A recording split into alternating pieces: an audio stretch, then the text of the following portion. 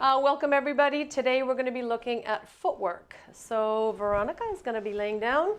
So just so you know, in the classical method there are 4 footworks. There's the Pilates V, bird on a perch, heels, and lower lift. Yeah. So we're going to start with the Pilates V. So as you know, Pilates V is approximately 3 fingers between not the toes but the big toe mounds. So I'll kind of go in there and put my fingers in between people's big toe mounds. And the other thing you want to look at is making sure that you're on your big toe mound, not gripping with your toes.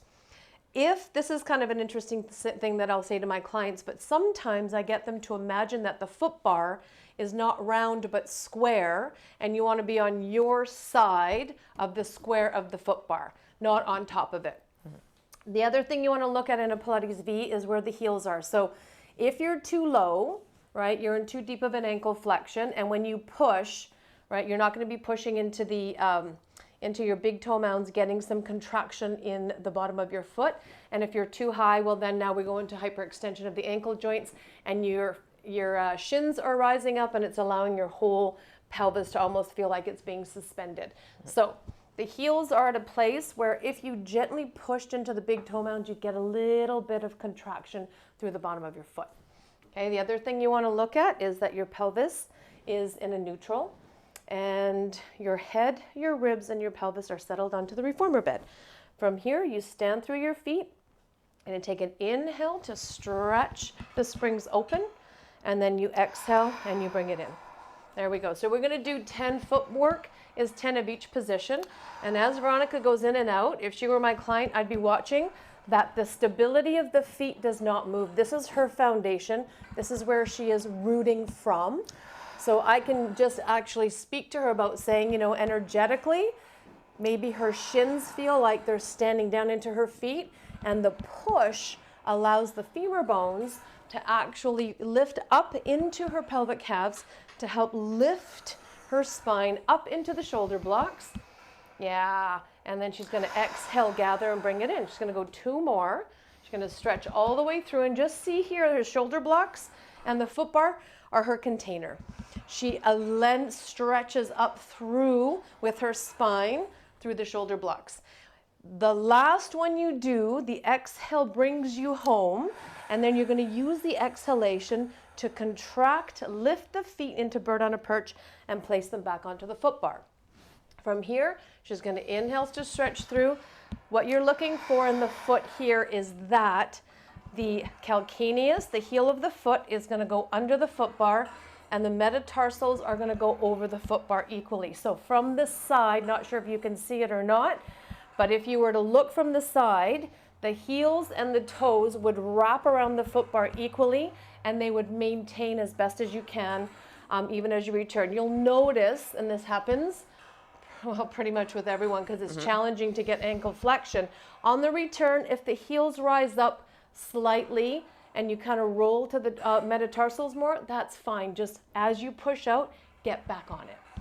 Feel the whole roundness of the foot bar. And then you're going to go say 1 more on her next one. Again, she uses her exhale, beautiful, to contract, to pick the legs up onto her heels. She stretches all the way through. On the heels, you want to make sure you're in a parallel here. So the feet, your ankles are flexed, which allow the toes to pull back. What you'll see a lot of people do here is not do much with the ankles, and they'll just be all toe flexion. Oh, I see. All toe flexion and no ankle flexion. So you really want to make sure that the ankles are flexing in order for you to move the reformer bed out. So you push into the foot bar, you pull the breath up into your lungs to lift the shoulder blocks, right? So we didn't speak breath a lot here. I will speak it in this one now, right? We inhale out to decompress the spine as we stretch out. As you inhale, focus on the 3-dimensional breathing, because as we get into neutral here, a lot of people will have a teeter-totter happening in their torso. Their rib cage might be suspended, so you might want to pad that, or really just allow them to focus on allowing the breath to expand those bottom 2 floating ribs so we get a nice 3-dimensional breath. As well, when you inhale, pick your ribs up into the shoulder blocks. Let the shoulder blocks push back on you. That's what the springs are doing for you.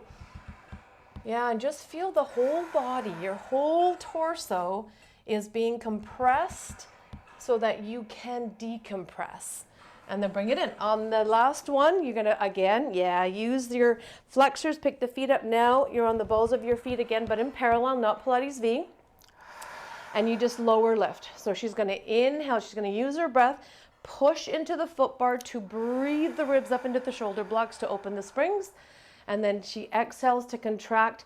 And now as you flex and lower, this does not mean that you get to drop your knees, drop your shins, and hang out in your Achilles. You want the ankle to be flexing, not the Achilles to be overstretched. The one thing we didn't speak a lot of is the hyperextension of the knee joint, because Veronica's doing such a beautiful job. But in footwork, a lot of the time that will happen. Right? So here's her lower lift. This is fantastic, right? And then she lowers, and it's a 3 count. So she would inhale, 2, 3, and exhale, lower, 2, 3. And then last one, she's going to rise up. And then as she exhales, she's going to bring herself all the way back in. I'm just going to quickly speak to hyperextension of the knee joint. So let's pick any foot position. It's going to happen everywhere. So let's go Pilates V. Heels, maybe. You want to go heels? Whichever. Well, that's where I see it. Well, I see it everywhere. Okay, so we're going to just talk the hyperextension of the knee joint just a little bit to really watch for this. This is a missing link that is a whole other workshop for us. Right, see the slam down, right? So what happens is we lose the push of the heels is assisting the legs in stretching up through the pelvic halves to allow the carriage to open. Now, as soon as the connection of the leg into the pelvis is lost, maybe there's not enough strength, there's multiple reasons, we keep going, we drop the knees down.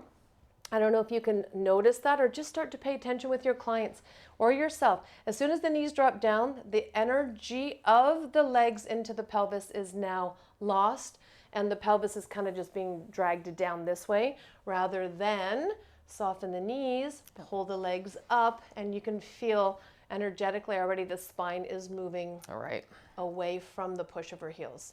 Yep. All right, and then bring yourself in. Okay. Do you want to add anything to that? I think you said it all. I mean, we can talk forever about this. I know. We will really be doing can. another video on the setup of the reformer as well. And we didn't talk the springs either, right? So we're working on 4 springs right now with Veronica. That is the springs that you want to try to use for most of your clients, unless they're quite petite, then perhaps 3 or 3.5. It can sometimes be too much, but I want to actually mention too that a lot of times people will complain with 4 springs, how it hurts up into their trapezius.